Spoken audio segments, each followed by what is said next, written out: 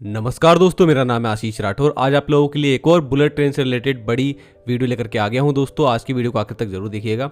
दोस्तों, आज आप लोगों से मैं बात करना चाहूँगा भारतीय रोलिंग स्टॉक के क्षेत्र में होने वाले डेवलपमेंट के बारे में, बुलेट ट्रेन को लेकर के। और बुलेट ट्रेन का जो प्रोक्योरमेंट होना है जापान से, उसको लेकर के भी कुछ न्यूज़ चल रही है मार्केट में, तो उसके बारे में भी बात करूँगा।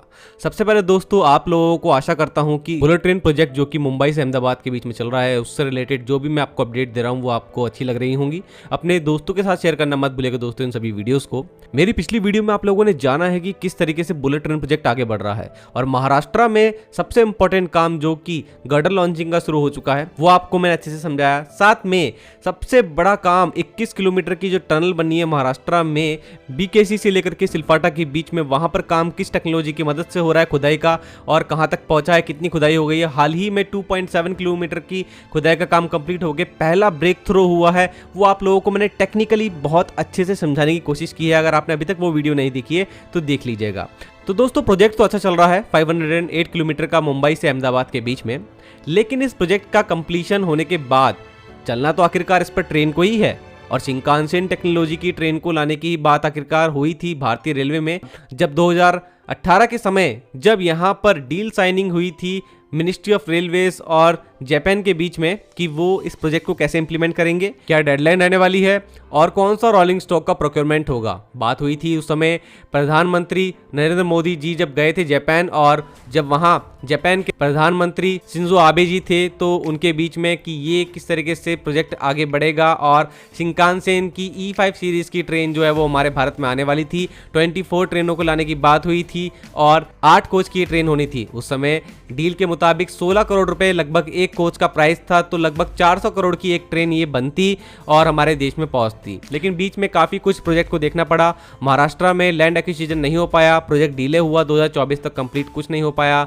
और बीच में फिर कोरोना महामारी आई, तो फिर पूरी दुनिया में ही सारे काम ठप पड़ गए और सप्लाई चेन पूरी तरीके से बाधित हो गई। ऐसे में बुलेट ट्रेन का भारत में कब आगमन होगा, ये बात बिल्कुल दबी गई। और यहाँ पर धीरे धीरे हम लोगों को सुनने में आने लगा कि कॉस्ट एस्केलेशन की वजह से मिनिस्ट्री ऑफ रेलवे और जापान के बीच में बात नहीं बन पा रही है E5 सीरीज की जो ट्रेन है वो भारत में लाने की। अब यहाँ पर काफी समय तक सीरीज ऑफ मीटिंग्स चली, मिनिस्ट्री ऑफ रेलवेज की तरफ से भी यहाँ पर ऑफिशियल्स जाते रहे जापान, लेकिन बात नहीं बन पाई। आखिर में एक न्यूज़ आती है कि हम लोग अब E5 सीरीज़ की नहीं लेंगे ट्रेन जापान से, और अपनी खुद की ट्रेन बनाएंगे, जिसकी जानकारी मैं आप लोगों को लगातार अभी भी दे रहा हूँ कि एक नया ऑर्डर जो है 8 कोच की हाई स्पीड 250 kmph पर ऑपरेशनल स्पीड पर चलने वाली ट्रेनें बनाने का ऑर्डर यहां पर मिनिस्ट्री ऑफ रेलवे ने भारत अर्थ मूवर्स लिमिटेड BEML को दे दिया है। BEML इसकी डिज़ाइन पर काम भी कर रहा है, और सितंबर तक इसकी डिज़ाइन रेडी करने की बात कही भी गई है, और 2026 में इसका मैन्युफैक्चरिंग का काम भी शुरू हो जाएगा।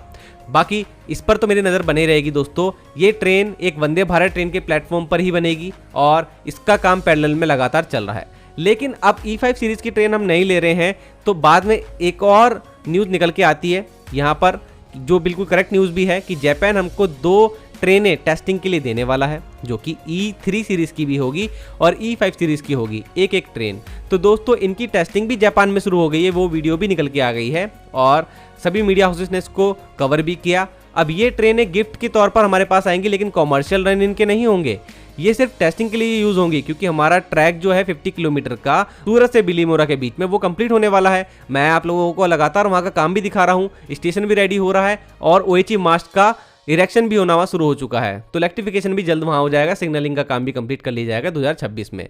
तो वहां टेस्टिंग में ये ट्रेनें यूज होंगी, लेकिन कमर्शियल रन नहीं होगा, तो फिर फायदा क्या होगा। तो हम लोग जो ट्रेनें बना रहे हैं वंदे भारत प्लेटफॉर्म पर, उनका हम कमर्शियल रन करेंगे। मुझे जहां तक लग रहा है ये बात बिल्कुल करेक्ट है, मिनिस्ट्री ऑफ रेलवे इनका कमर्शियल रन करेगा 250 kmph पर, और मैक्सिमम स्पीड इनकी 280 kmph होने वाली है। इससे काफ़ी अच्छा एक्सपीरियंस भारत को गेन हो रहा है, और जो प्रेशर बना हुआ है भारतीय रेलवे पर कि हम लोग अपनी ही ट्रेनें बनाएं, क्योंकि कई बार सप्लाई चेन बाधित हो जाती है, ग्लोबल टेंशन भी काफ़ी चल रही है देशों के बीच में, और इस बीच हम लोगों को अपनी टेक्नोलॉजी डेवलप करना ही पड़ेगी। ये बहुत अच्छी बात है।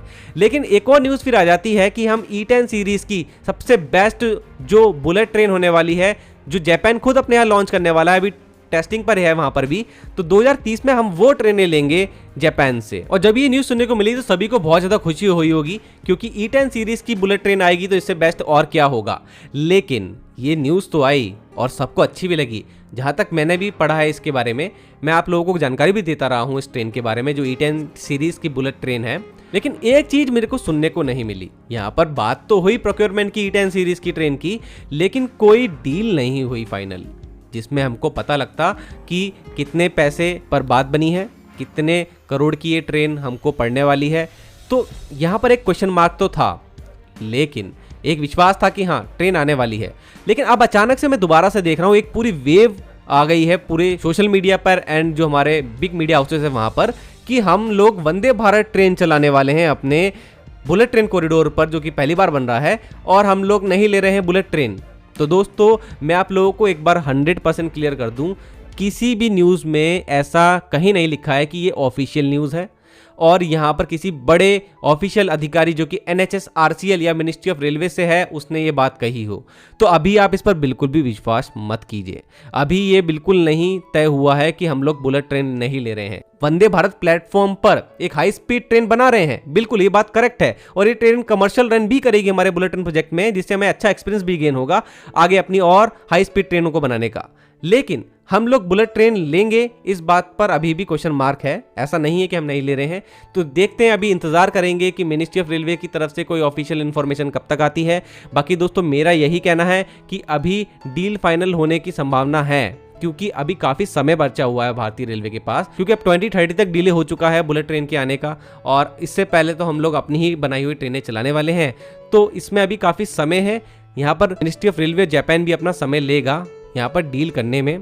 एक बात मैं दोस्तों और कहना चाहूँगा कि भारतीय रेलवे के ऊपर अब ये जो अचानक से प्रेशर बना है बुलेट ट्रेन लाने का और अपने आप बनाने का, ये मुझे लगता है कि बनना ज़रूरी भी था। इससे ही हम लोगों को यहाँ पर महसूस होगा, क्योंकि हम लोग अगर दूसरों पे डिपेंड रहेंगे तो हमारा फायदा भी उठाया जा सकता है। शिंजो आबे जी के टाइम पर जो रेट तय हुआ था, आज वो रेट 3 गुना बढ़ चुका है। 800 करोड़ की एक ट्रेन पड़ रही है, क्योंकि यहाँ पर हमारी अब अटकी भी है, क्योंकि हमारे प्रोजेक्ट में बहुत सारा काम हो चुका है और शिंकानसेन ट्रेन चलाना अब मजबूरी भी है। तो हम लोगों के लिए ये हाई कॉस्ट पर लेना भी एक मजबूरी हो गई है।